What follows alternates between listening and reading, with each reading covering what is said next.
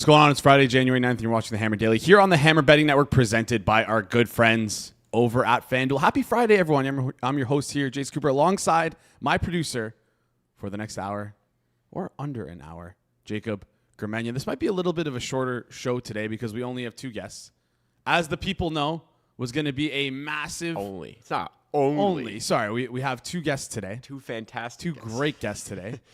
Two better guests than we originally had planned, seeing as the second guy canceled on us last minute. Yes, this was supposed to be a big, fun prop sort of betting extravaganza show for Wildcard weekend, and it still kind of is, but Hitman hangs out to dry. So we're going to get some NFL player props. We're still going to get some Wildcard weekend stuff, but we'll also just mix in some NBA betting as well.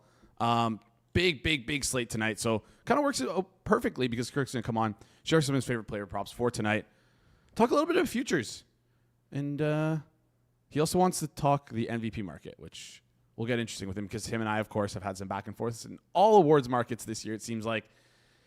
And again, we are head-to-head, it seems like, on this NFL MVP award. Great show for us today. Excited to get into things. Before we do, quickly, need to shout out our friends over at BetStamp. With football in the playoffs and basketball in full swing, now is the time to lock in the BetStamp Pro prop screen. Pro is built for high-level bettors who need to spot and scale up edges fast. Between NFL Sundays and daily NBA action, prop markets are more liquid and prices are sharper than ever. So the window to exploit inefficient numbers is right now. You can't do that without a hyper-efficient, reliable true line that shows you the real market price in seconds across 150-plus outs, helping you find and hit scalable edges. Don't wait. The opportunity to capitalize on the prop market is right now. Visit betstamp.com/hammer or scan the QR code to apply for a demo. Spots are limited during the season. All right? A lot of fun last night. That was a great game.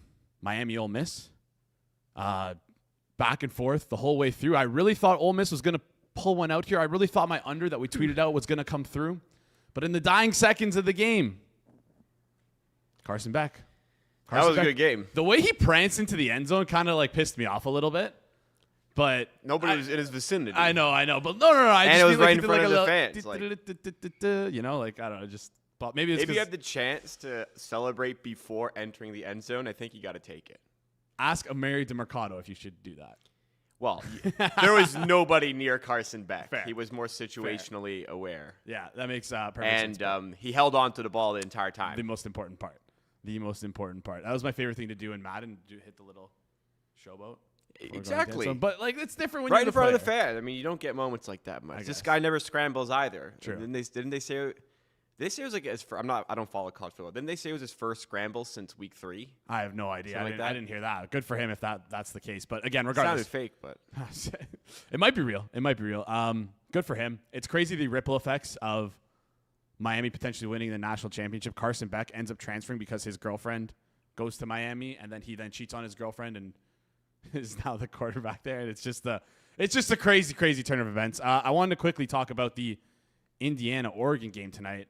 Just a quick reminder for those who missed the shows earlier in the week, what everyone was on. Mr. Peanut Butter was a fan of Oregon plus 3.5, where it's at right now. Corby said he needed Indiana or nothing. It was -4 at the time. It's gone down to now -3.5. So Corby likes that -3.5. And then we also had Austin Mock come on, and he had no opinion on the game. Sorry, got corrected. It was his first rushing touchdown. That would make more sense. Since week 3. That would make more sense. Yes. Anyways, with this game, I'm gonna throw my pick out there. I'm gonna take the Indiana -3.5, -112. Who's yours to beat the Ducks? Quack quack, quack quack. All right. Had to get that out of the way. No more college football talk. I promise you. Straight NFL talk from here for the next 30 minutes. We're gonna bring on our next guest, our first guest.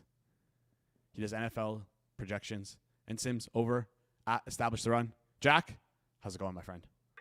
It's going good. Thanks for having me back on. I'm excited to be here. Really excited for the playoffs.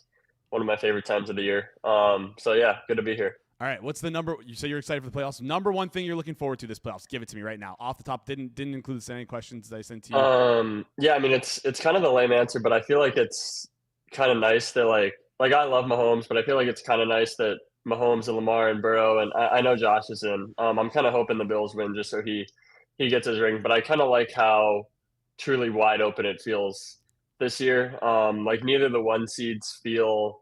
I mean, the Seahawks have been dominant, but Sam Darnold's their quarterback. So yeah, I'm looking forward to how wide open it is. Yeah, you can really poke holes in almost every single team in the playoffs, including those one seeds like you mentioned. It felt in previous years you had to like really try and like narrow in on, like, for example, the Eagles last year to poke holes on that team, and the Chiefs last year to poke holes on that team, where they were just super dominant and their path was just very evident that they make it to the Super Bowl. This year, it's a real toss-up. I have my bracket.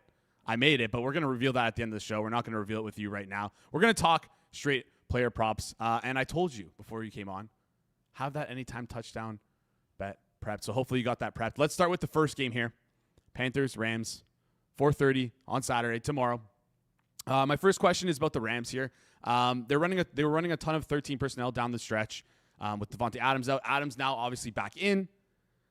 How often do you think the Rams will start resorting to these three tight end sets? Do you think it'll decrease significantly? And if there are less tight ends on the field, who do you think the tight ends will be on the field with Terrence Ferguson back in the mix after he took Week 18 off for precautionary reasons?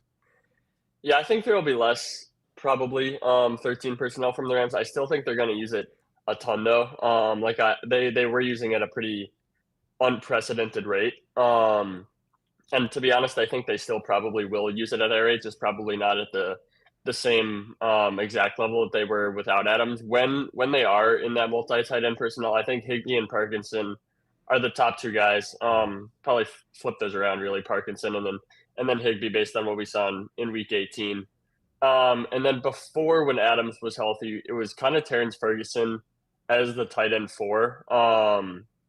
I think it's pretty uncertain what they'll do there in terms of Davis Allen versus Ferguson. So I could see that going either way, but I think Parkinson and Higbee are a pretty clear top 2. And then we'll see what the usage looks like for the third and fourth tight end spots between Ferguson and Davis Allen. Yeah, it's pretty interesting because I think obviously down the stretch or in the next couple of years, I guess Terrence Ferguson's going to be the clear tight end of the future for this team. He just looks better than Colby Parkinson and Tyler Higbee, but it seems like Tyler Higbee and Colby Parkinson have the role there. Books agree with you as well. Parkinson at 19.5, Higbee at 23.5. You had Parkinson and Higbee flipped. Do you think Parkinson might get more work than Higbee? Do you think that maybe either Parkinson is too low at 19.5 or Higbee's a little too high at 23.5 receiving yards?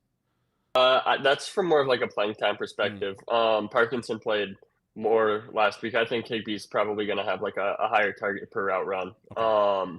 But Parkinson, I think, might play the most still. All right, makes perfect sense here. Let's move on and talk Panthers, who feels like they're drawing dead. Hopefully they have some life in this game.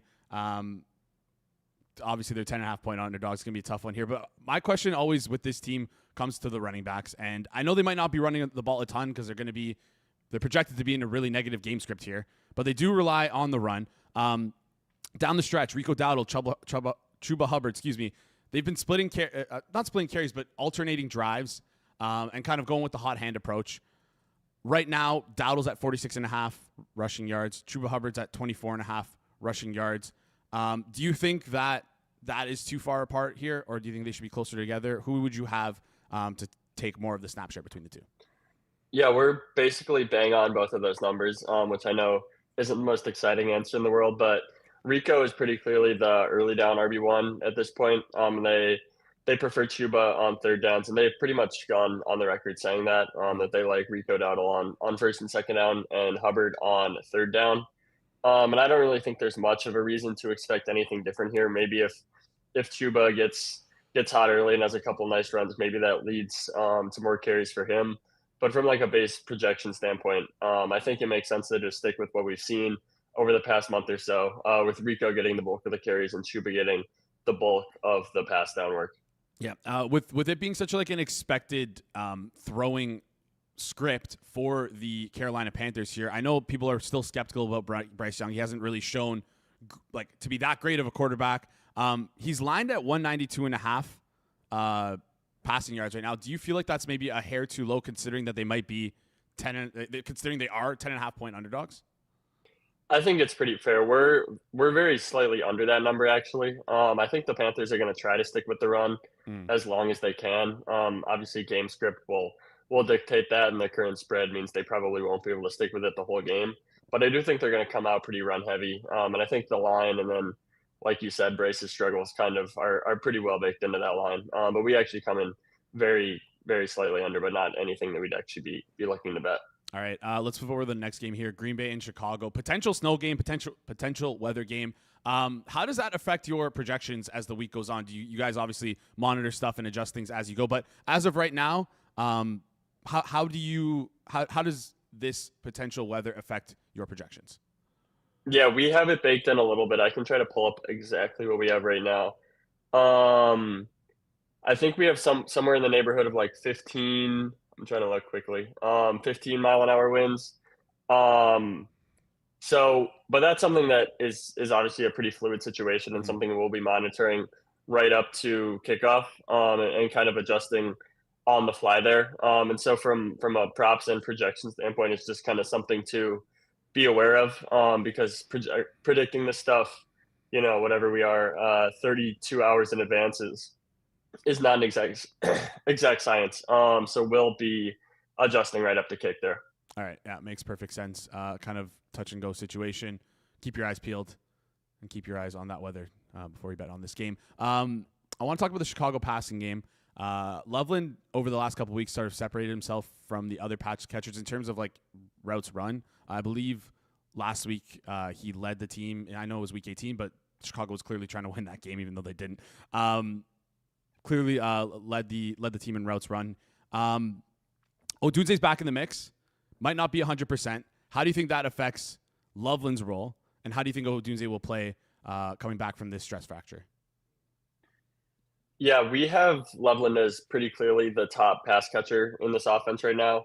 The Rome stuff is really uncertain. The public quotes that the Bears have had have not been super encouraging, kind of along the lines of like, we'll see what we can get from him. Like, we don't want to push him too hard.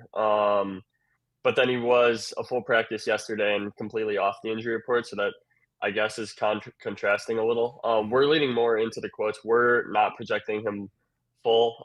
We have him limited. And if he beats us there, he beats us. But I think that kind of makes sense. But Loveland has just been unbelievable. Really stepped into a full-time role over the past 3 or so weeks. The production has been there to match the role increase. And all the advanced stuff for him is like really off the charts. So we're projecting him as the top target earner and the top producer for the Bears. And then we have Burden second right now, given the Rome injury. But the Rome stuff, I do think has a wide range of outcomes. Yeah.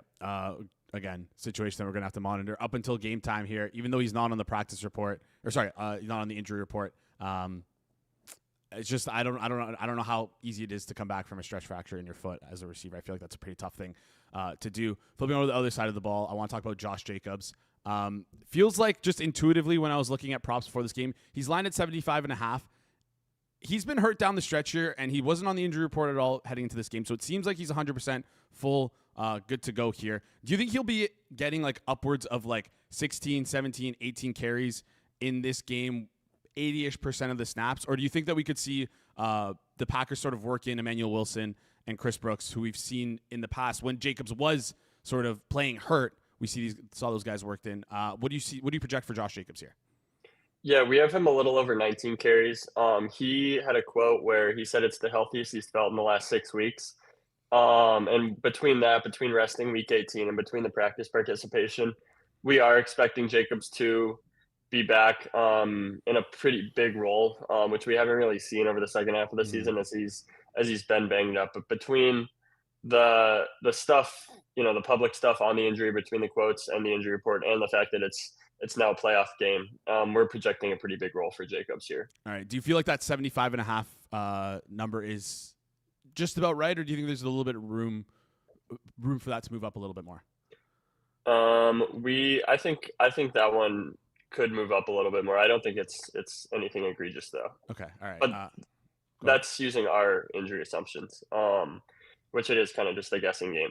Mm-hmm. But if he is truly healthy, I do think that's low. Yeah. All right. Intuitively, that's what I thought as well when I was looking through the rushing yards here. Who do you guys have projected to be the to lead this team in targets? I know Christian Watson right now is projected to have the most yards. But Hitman came on. He said he liked Romeo Doubs a little bit as well. Who do you guys see as the target leader in this Green Bay offense? Yeah, we have Christian Watson leading in targets. His last 2 games were really strong. And generally, since he's gotten actually healthy, he's been a really good target earner. I do think if Dontavian Wicks misses, he's questionable with a concussion, so he's got to clear protocol. So we'll see what happens there. But I do think that if he misses, the snaps, routes, and targets are really going to condense around the top three of Watson, Dobbs, and Reed. Just because the Packers are on the record saying we don't see Matthew Golden in a premier role this playoffs. Bo Melton's on IR. Savion Williams is on IR. So they don't really have a usable fifth wide receiver, and they don't seem like they trust Golden yet. So if Wicks misses, I think targets could condense pretty heavily around those top 3 receivers. All right, targets, could be looking towards those guys. And we're going to talk about some of those receivers that you just mentioned there towards the end of the segment. Also in the chat, it looks like Cold is asking about rush attempts. Josh Jacobs at 18.5 right now. Do you like the over at -102 there? I think we kind of talked about it. You guys have it projected at around 19, so I assume you like that slight lean on the over of 18.5.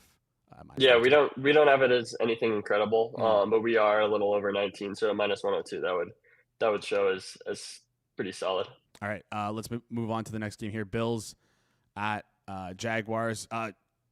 Shockingly enough, if you told me at the beginning of the season that Parker Washington and Jacoby Myers would sort of be the 1-2 punch that's led this Jaguars offense, and not Brian Thomas Jr., and not mentioning Brian Thomas Jr. there, it would be a shock to me. But hey, Parker Washington, 50.5 receiving yards. Jacoby Myers, 51.5 receiving yards. Is this stuff for Parker Washington? Is this real, what we're seeing from Parker Washington, I guess is my question to you. I assume you guys have those two guys, Parker Washington and Jacoby Myers, projected as the highest target earners on this team, and probably Brian Thomas Jr. close behind. But do you feel like they're using him a lot in this offense, but do you think he is like actually good? I think so. He's gotten 3 straight 27+% target shares since he's gotten fully healthy after the injury. Target earning is a skill, and to earn those targets over guys like Brian Thomas and Jacoby Myers and Brandon Straits, that is pretty impressive. And the Jaguars have started early in the season when they wanted to go 3 wide receiver.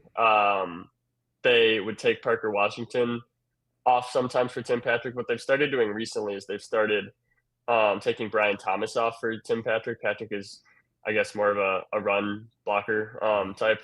And so Washington has really stepped into a full-time role, and we've seen the targets come with it. So we have Jacoby and Washington tied for the target lead right now, and we have them both basically at their current prop line. At their current prop line, it is. Travis Etienne, again, another guy who I feel like I look at he's had an incredible season. Look at his number of 64.5 right now. Intuitively, it feels a little bit low. Do you think there's a little bit of room to hit that over for Travis Etienne? I think that one's pretty fair. The Jaguars have been pretty pass heavy, and I don't think Bashaw Tootin. I do think it's possible that work condenses on Etienne a little bit, but I don't think they're going to go full workhorse Etienne. I think we're still going to see a little bit of Bashaw Tootin, and I still think that even though the matchup kind of supports running here against this Bills defense, I still think the Jags are going to throw the ball with what they've been doing lately and how hot Trevor Lawrence has been. So that we're basically at that number for Etienne. All right, let's flip over and let's talk the Buffalo Bills. Bills, sort of their passing game is so spread out. It's kind of tough to figure out who's going to get the ball on a given week. Anyone you like? I know Hitman yesterday talked about him really liking the tight end matchups in this game for both Dalton Kincaid and Dawson Knox. Do you agree with him there? Do you think that either one of Knox or Kincaid could lead this team in targets? Yeah, I think it's possible. I think Khalil Shakir is still the favorite, but I think it's reasonable to have Kincaid and Knox as 2 and 3 there. Although I think Kincaid's clearly second behind Shakir, and then you've kind of got Dawson Knox, Brandon Cooks, assuming Josh Palmer's out, and then both running backs. If Ty Johnson plays, he's going to be questionable too. But Cook and Ty Johnson, all of them are kind of in the 10%-ish target share range. But Knox has been pretty awesome for them lately, so I think it makes sense to lean into that a little bit, and the wide receivers after Shakir are just such a mess. I don't really mind leaning into the tight ends a little bit. All right. Josh Allen said this past week that it's the healthiest his foot has felt in months, which I don't know if I buy him saying that. I'm curious how you guys are projecting him, if you're projecting him at 100% full go. His rushing total right now is what I'm looking at 38.5. We know in these sort of big, important games, Josh Allen likes to run the football. He's not afraid to just kind of drop his eyes and just go to try and get first downs. Do you have any injuries here baked in for Josh Allen in terms of projections, or do you guys have him as 100% full go? We have him as full go, and we have his design carries increased pretty significantly from the regular season. It's a narrative, obviously, but if you kind of look at the past data of the playoff games, Josh's design carries spike a ton.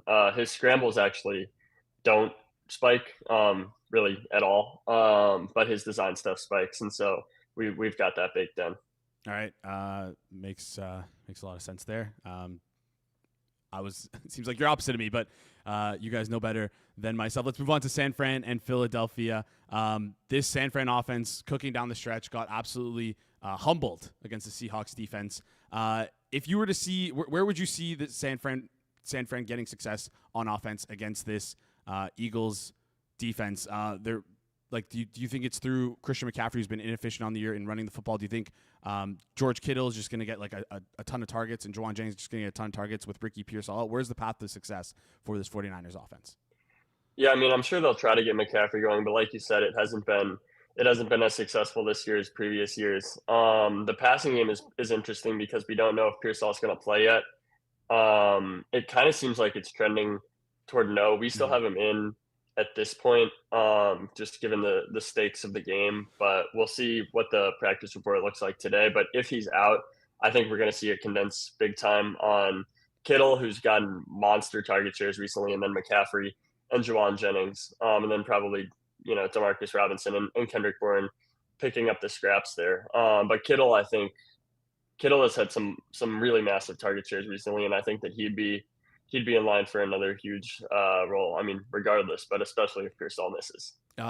We've also seen Brian Robinson kind of get, we'll call it like 5 or 6 rushing attempts in games down the stretch here. Do you think that was more so to keep Christian McCaffrey a little bit healthy? Do you think that will continue into the playoffs here? What do you see Brian Robinson's work being in this game? Yeah, I think we're kind of in wait and see mode. We have McCaffrey's workload bumped a little bit from the regular season, just kind of, I guess, as a hedge against that possibility, but we're not leaning into like Brian Robinson goes fully away. So I guess that's a way of saying we don't really know. And we're trying to go halfway between McCaffrey stepping into like a true workhorse role and Brian Robinson keeping the same regular season role. All right. Saquon Barkley is on the other side of the ball, is a true workhorse, but we've seen Tank Bigsby sort of creep in over the last couple of weeks.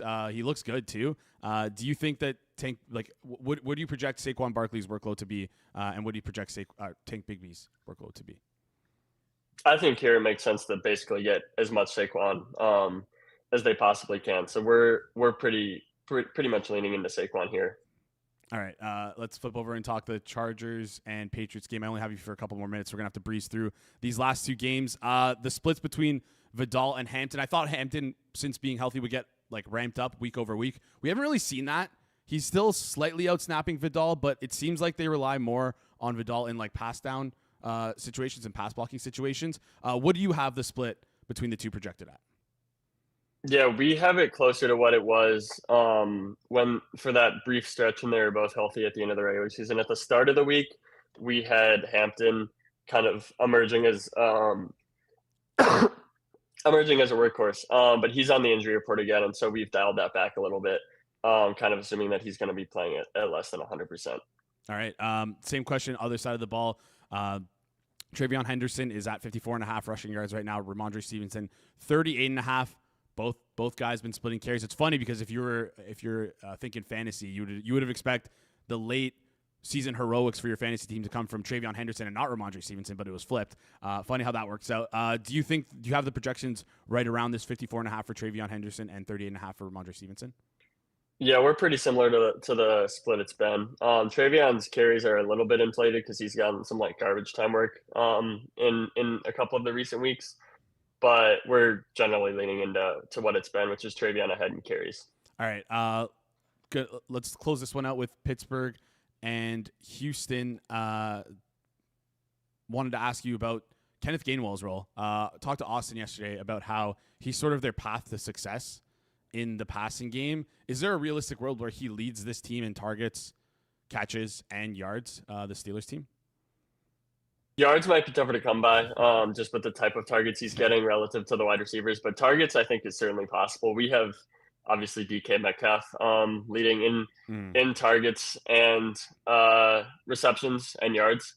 But we have Gainwell second, so I certainly think it's possible that Gainwell could out-target Metcalf in any given game.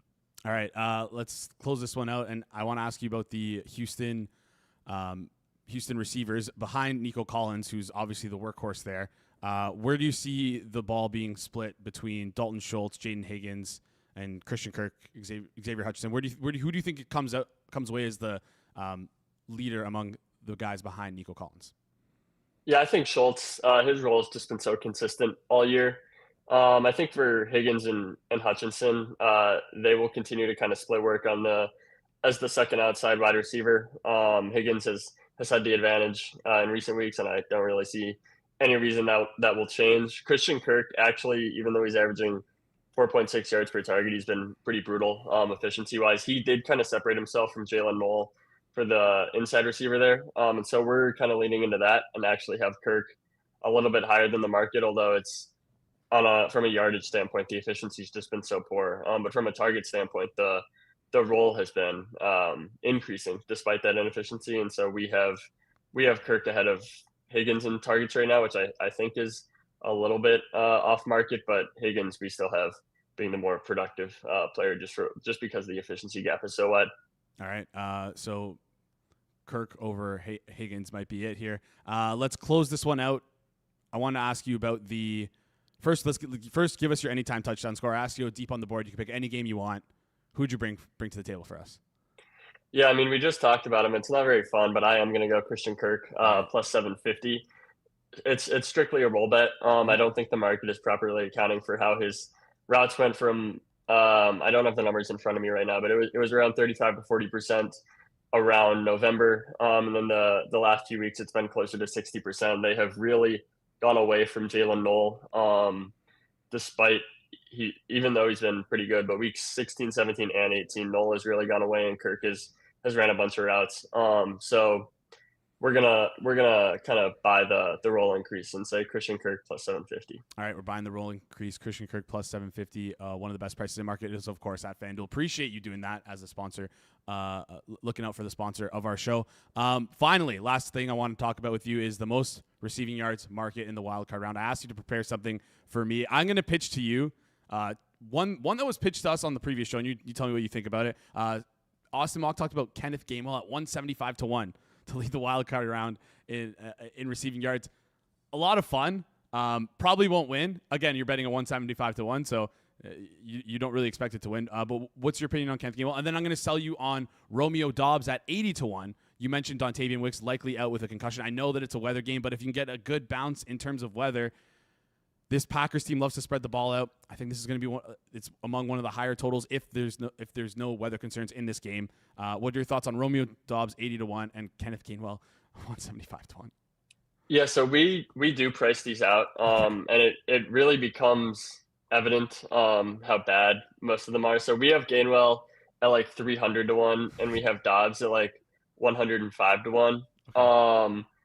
I was looking before I got on, and we have like basically nothing is good relative to like the FanDuel weekend leader odds. The one we have, we like posted it yesterday. We have Christian Watson. It's currently 12 to 1. We have it as like 1150, so it's like barely anything. Yesterday it was 16 to 1. Mm-hmm. I think that was actually good. But yeah, so we have Christian Watson like 50 cents of value on the 12 to 1, and I mean the next best we have is like Parker Washington, and we have that as minus EV. So just in general, it's a tough market to beat. when our like second best thing showing is negative. But yeah. Yeah. All right. Christian Watson, 12-1. Small little bit there. Jack, appreciate you coming on. Hope you enjoy Wildcard weekend, and we'll chat next week. For sure. Yeah. Thanks for having me on. Awesome. Great stuff there from Jack. Christian Watson, 12-1. Love that one. But he picked the wrong receiver on Green Bay. It's going to be Dobbs. Trust me, guys. Great stuff there from Jack. We're going to bring on Kirk Evans next. And look at E. Cole in the chat. Super sharp. He said he bet that at 20-1 and gave it out on the Forward Progress chat. You should be giving it on the Discord, E. Cole. Come on, man. Not just the Forward Progress chat. All right. We got Kirk coming on next. Before we bring him on, though, I want to give a quick shout out to our sponsors over at FanDuel. All right, your Friday nights just got a little bit louder because NBA Happy Hour is live on FanDuel every Friday from 6 to 7:30 p.m. Eastern Time. FanDuel's running limited time specials to pregame your weekend. We're talking boosts, bonuses, surprises, all dropping right in the app. Here's the move. Check the app on Friday to see what that week's special is and make your play before the shot clock expires at 7:30. You know my Friday routine. I get home from work, go to the gym, get myself ready for dinner, open up FanDuel, crack a couple beers, and wait for that happy hour to come on. It's a perfect way to kick off the weekend. A little bit of basketball, a little basketball, a little action, and a whole lot of Friday energy. That's NBA Happy Hour every Friday from 6 to 7:30 p.m. Eastern, only on FanDuel, official sportsbook partner of the NBA. Please play responsibly. Must be 21 plus and present in select states. For Kansas and affiliates, Kansas Star Casino, or 18 plus and present in DC, 19 plus and physically located in Ontario, or 18 plus and present in DC, Kentucky, or Wyoming. Rewards are non-withdrawable. Restrictions apply, including bonus and token expiration, leg requirements, and max wager amount. See terms at sportsbook.fanduel.com. Gambling problems? Call 1-800-GAMBLER. Visit rghelp.com. Call 1-888-789-7777 or visit ccpg.org/Chad in Connecticut or visit mdgamblinghelp.org Maryland. Hope is here. Visit gamblinghelp.ma.org or call 1-800-327-5050 for 24/7 support. Massachusetts or call 1-877-8-HOPE-NY or text HOPE-NY. In New York, call Connex Ontario 1-866-531-2600. Visit connexontario.ca. All right. We got Kirk coming on next, but I want to play Guess the Line first, and maybe we do something a little bit differently. Jacob, you tell me if this is all right. You're the producer of the show. Do we bring up Kirk? We play Guess the Line head to head, me versus Kirk. Whoever's the closest wins. Sure. You want to do that? Let's do that. He's nodding in the background. Let's do it. So Let's do it. Absolutely. let's do it. All right. I know Kirk is always in for competition, so we're going to bring him up here. He's a basketball originator. I have this whole intro prepared for you, but I won't talk about it. Anyways, Kirk. I have my computers behind me, but hands up. You can see I'm not doing anything. All right. Can you lower or tilt your camera up a bit so you're more like centered in the frame? There we go. I'm going to do a coin toss to see who goes first. Jason's heads. Wow. Kirk fails. So Kirk gets to go first for the first and third one. I'll give you guys 2 guesses each, but wait, no, hold on. Wait. Why don't we just say our answer at the same time, and whoever's closest wins? Sure. You don't need to go same time. Interesting. You don't need to go same time. Let's not go same time. Three numbers here. So Mendoza, I don't. Scotty Barnes. I'm a massive dog. The other 2 I feel pretty good about. Scotty Barnes' line I don't believe is up because he's questionable. Yeah, he's out. He's doubtful. So we'll pivot to RJ Barrett instead. No, let's get like an NFL one in there. No, we'll stick to the graphic. I got sewered. Anyways, what the Kirk is going first for Mendoza passing yards over under in tonight's game against Oregon. Okay, so the total amount of college football props I've bet this year are 0. Well, no. Do awards markets count or no? No. Okay, sorry. Just to check. Okay, so he won the Heisman. I still lean that passing yards are a bit lower in college football than the NFL.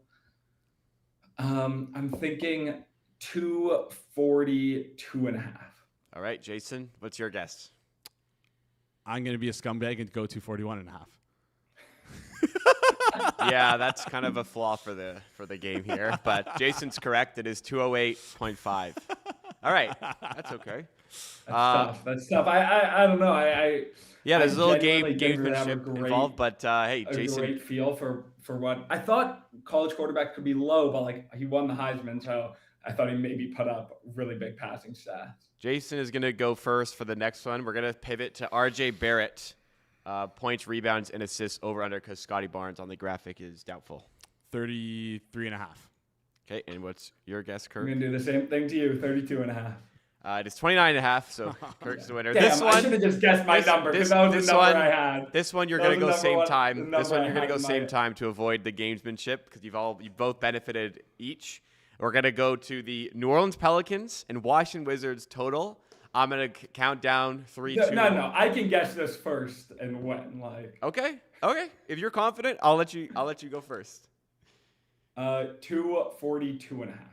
Jason, what is your guess? 240.5. It's 242.5 on the nose.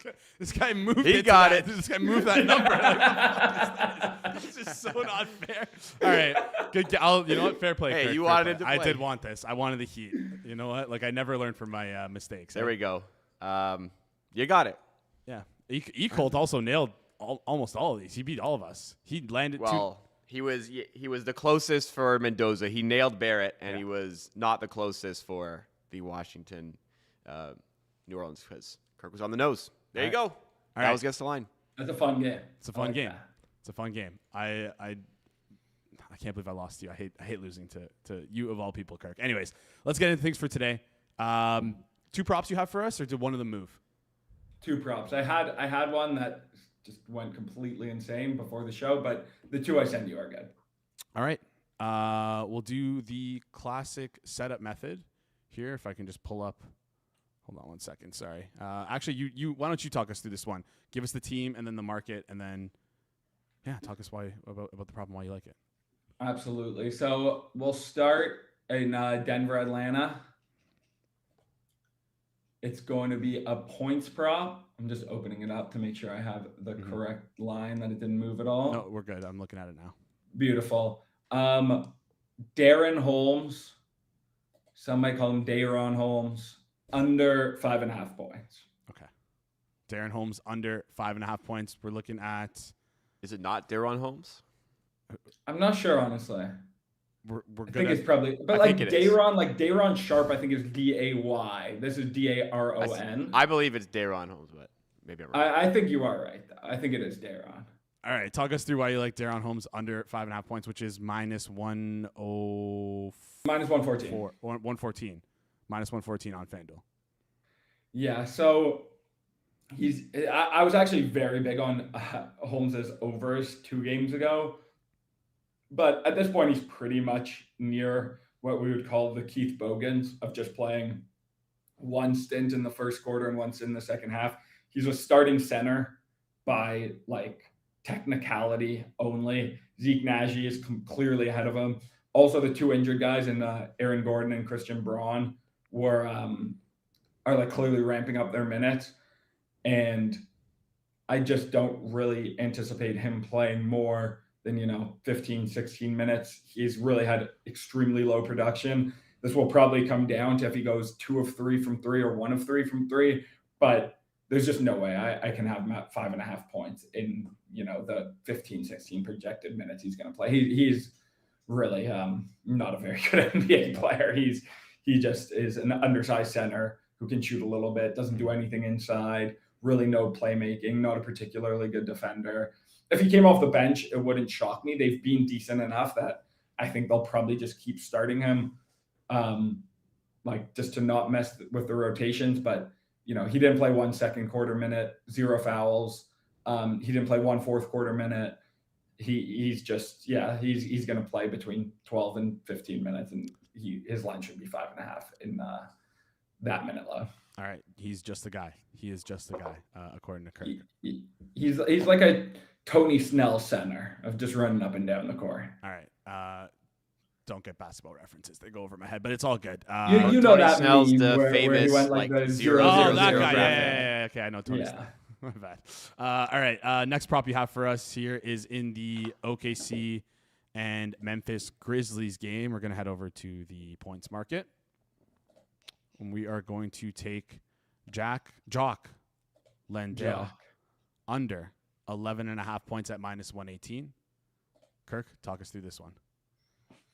Yeah, so a lot of guys for OKC are out tonight, but still a really tough matchup, especially for centers, especially for a center like Jock Landale, who isn't like a physically imposing offensive rebound guy. Memphis also gets a bunch of guys back tonight. Coward should be back. Vince Williams should be back. And you wouldn't really think those guys would have a massive impact on Jacques Landale minutes because he's a center. But they're pretty willing to slide Jaren into that center spot. And with those guys back, this is just a bit too high of a number for me.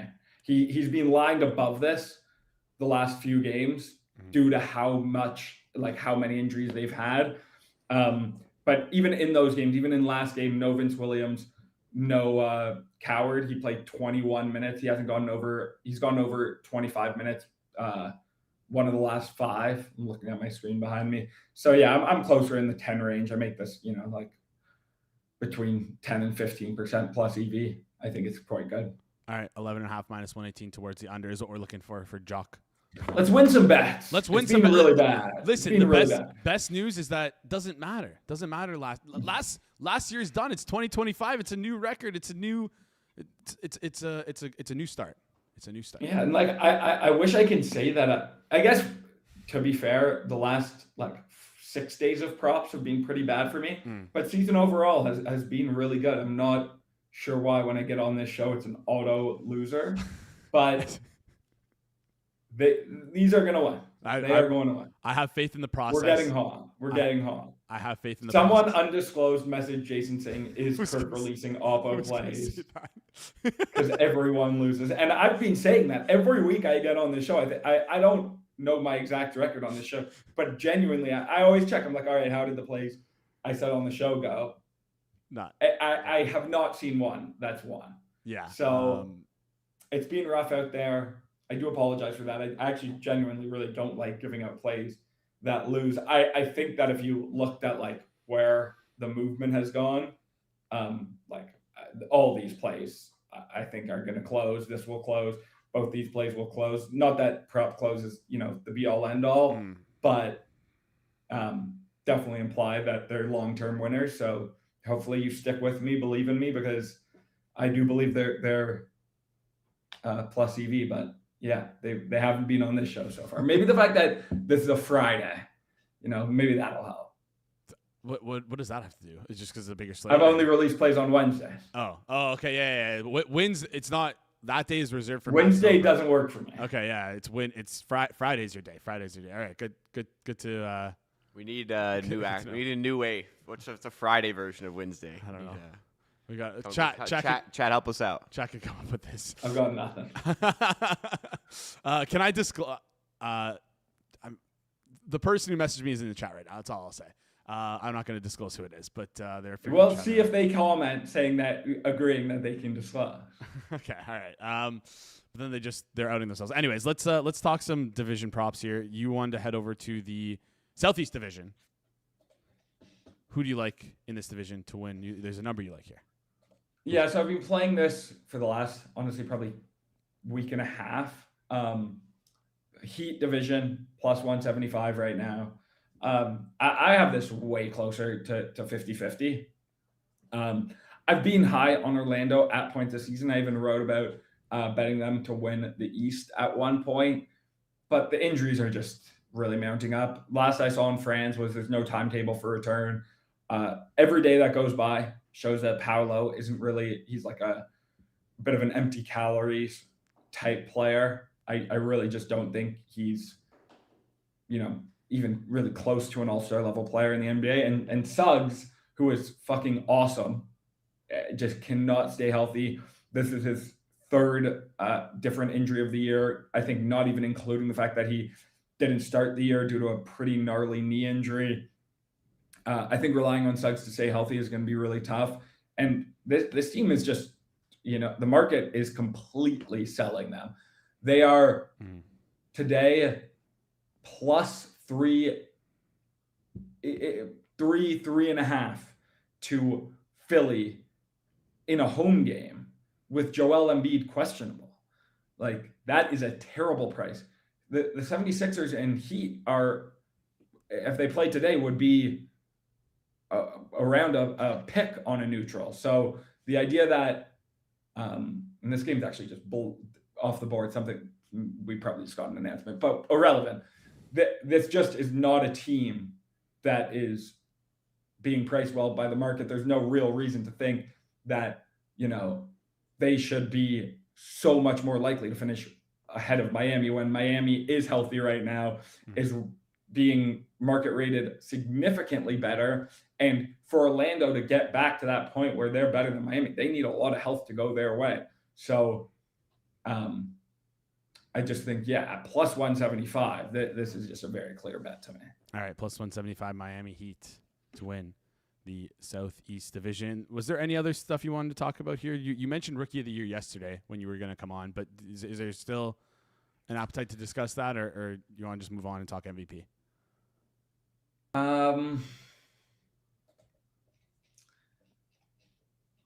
Let's move on and talk MVP. All right, NFL MVP it is to close out the show. I gotta get this on my screen. What's it trading at? All right. Drake May making a bit of a comeback. Drake May plus 155, Matthew Stafford minus 1. You said you want to talk about it, so we've kind of been back and forth on like who we think should win. Kirk's I think been back and forth on Twitter too. All right, you want to spread your May propaganda? Go for it. Now's your time. Yeah, look, I have a May ticket. There is no doubt that I'm biased. But there also is we're losing the sanctity of this award. Like, everyone knows that in the normal precedent of this award, that Atlanta game kills Stafford. It's through that is without a doubt, he is now the 5 seed. He would have been the 1 seed. And look, if he won that Atlanta game, May still probably has a better season. All his advanced metrics are better. The fact that Stafford has a better touchdown to interception ratio, like what are we in 1992? But I would be fine if Stafford won that Atlanta game. Like, that's totally fair. You're going to have bias in voting. People are going to be biased to Stafford. He hasn't won one. He's 39. It's a great story. He lost that game. They're the 5 seed. May did every single thing he can. The way you should be looking at this award is if the only difference was that Matthew Stafford was the starting quarterback of the New England Patriots and Drake May was the starting quarterback of the Los Angeles Rams, Matthew Stafford would be a minus 50,000 favorite. It would not be close. There would never be an exception to make a 5 seed MVP, a quarterback the MVP, if his name was Drake May and he was a second-year quarterback. The only reason this guy is getting the award is as a lifetime achievement. So, I just truly in my heart, look, it's impossible to fully remove bias. This is wrong if Matthew Stafford wins. It's completely throwing out precedent to give a guy an award who they want to give an award. All right, I love that little rant from you. We don't really get to see fired up Kirk Evans on this show that often. We see it on Circle Back a little bit, but I love that. Now, when you say that, is this what you feel like who should win the award, or like is this more of a predictive of how you think the voters will? No, I'm not betting it. I think the market's like reasonably fair. I think maybe there's a little value on May. I think so too. But to me more, and like again, people have already voted. Like it's not like me going on Twitter is helping in any way. Like this is just, I genuinely feel like it's a bit of a farce if Matthew Stafford wins this award. Like I would like to see someone dispute that if Drake May, if you just swap them, like sure, Drake May's schedule was bad. There is absolutely no doubt about that. That has never been considered this much in a professional sports world. He doesn't make the schedule. What do you want him to do? And Stafford has an offensive genius coach, a top 3 wide receiver, maybe the best second wide receiver in all of football. Like, I don't think that like it disqualifies him at all. But I'm saying there's so much context to what happens as a quarterback. Obviously, trying to remove those things you're never going to do it successfully, and it becomes too big of a challenge. So you should go on precedent, and based on precedent, Drake May is the 2 seed, has 2 more wins, and didn't lose a Week 17 game on primetime against a team that wasn't even in the playoffs to not win his division. Yeah. No, listen, Kirk, a lot of what you're saying is making sense, but I had the same feeling when it came to Diego Pavia, and you told me you're trying to rationalize an award with people who are voting who are irrational. So it's well, no, but obviously if Stafford wins, it's not like it's not crazy. Yes. I'm not. I'm like, yeah, award voters are dumb. Like I'll show you. I can say here, I have a Drake May and parlayed with New England Patriots Super Bowl 400-1 from preseason. Like, it's not even necessarily going to win. It's a cool ticket. Yeah, it would pay pretty big. It's way more likely that if Drake May wins MVP, I actually win $0, just like you on Pavia. But I'm just. This is truly how I feel. Like, I want Drake May to win, but I also think that this is like goes down as a really, really, really bad award decision. All right. We're gonna have to do a live watch along of this award of the award show. I think that would be a lot of fun here, and maybe you can come. We're gonna know who won before the award show. I guess. You think has it leaked before? Yeah. On prediction markets, we'll know. Does? Okay. We will know. Last year, people were buying Josh Allen at like literally 98 cents. Okay. All right. Well, that's not fun. But no, we'll figure. But We'll figure only something out. like the night of the award. Of course. Yeah. We'll figure something out for it, Kirk. Appreciate you joining the show. Appreciate your rants. I like when you get fired up, man. Like it's good. It's good. I'm glad. We like it. Glad. We like it. I'm always down for a good rant. All right. Anytime I can tee you up, I'll be happy to do so. Kirk, Happy New Year to you. We'll see you on here next week. Happy New Year, guys. Later. Awesome stuff there from Kirk. Appreciate it. Appreciate him. And I know I said someone messaged me asking if I know Kirk said someone messaged me asking if Kirk was purposely giving out the opposite side. No, it was it was a joke. Kirk is obviously not doing that. But he actually is on a historical run, which is kind of crazy here with the amount he's lost. Hopefully we can turn around this new year. Before we head out, I just have to plug one more thing for you guys because this weekend, absolutely loaded wildcard slate. We're doing 3 watch-alongs. That's right, 3 watch-alongs Saturday night, Sunday night, and Monday night. For this week, Rob Pizzola will be covering the Saturday night showdown between Green Bay and Chicago. On Sunday, G-Stack will be hosting LA and New England. And then on Monday, Rob is back in studio for the Houston-Pittsburgh game. Maybe in studio. I don't know if we're in studio for that. Anyways, we'll see. 3 watch-alongs, 3 days on the Forward Progress YouTube channel, 5 p.m. Eastern time. Sorry. Saturday, Sunday, and Monday night here. And then finally, before we head out, quick reminder, today, 5 p.m. Eastern, Hit the Books live on the Hit the Books YouTube channel. Going to be breaking down the Indiana-Oregon game, talking about the reactions to the Ole Miss-Miami game. Should be a good show. We need your bracket before we go. We do. I forgot about that. Thank you for reminding me. Chat, I'm going to ask you to help me out with this one, okay? I'm going to need you guys to put a number between 1 and 5 when I reveal the bracket. And you're going to rate my bracket out of 5. 1 being the worst, 5 being the best. If you agree with me or disagree with me, I want to hear your opinion on it. So let's pull up the graphic on screen. We'll go AFC to NFC. We have the Texans being the Steelers, the Bills being the Jags, Patriots beating the Chargers. Sorry, Jeff. Then have the Bills toppling the 1 seed Denver Broncos, Patriots beating the Houston Texans. Bills-Patriots matchup should be a lot of fun in the AFC Conference Championship, and Bills are going to make it to the Super Bowl.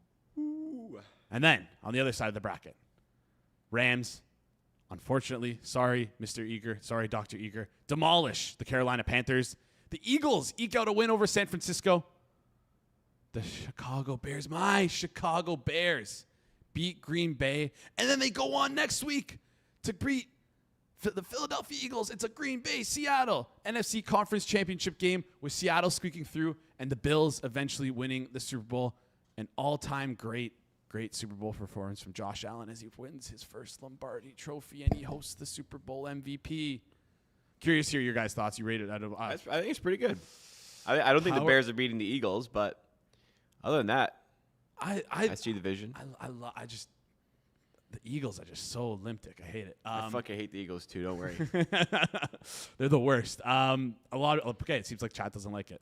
Whoever's if that's you on the Hammer HQ account, thank you for giving me a good rating, Jacob or Mike, whoever wrote that. That's me. Appreciate it. Thank you. Anyways, you guys let me know what you think in the comment section down below. And while you're there, do us a huge favor. Take a second, smash the like button. Goes a long way here on the channel. If you're new to the channel as well, hit the subscribe button. If you have some friends who like betting on sports, like listening to guys talk about sports, send them our way. Share this video with them. Save them from whatever shite they're watching for gambling.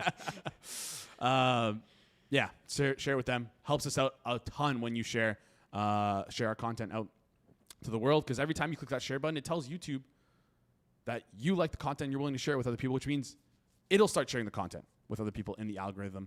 So for the algorithm, do us a favor, do that and smash the like button as well. Shout out to Kirk.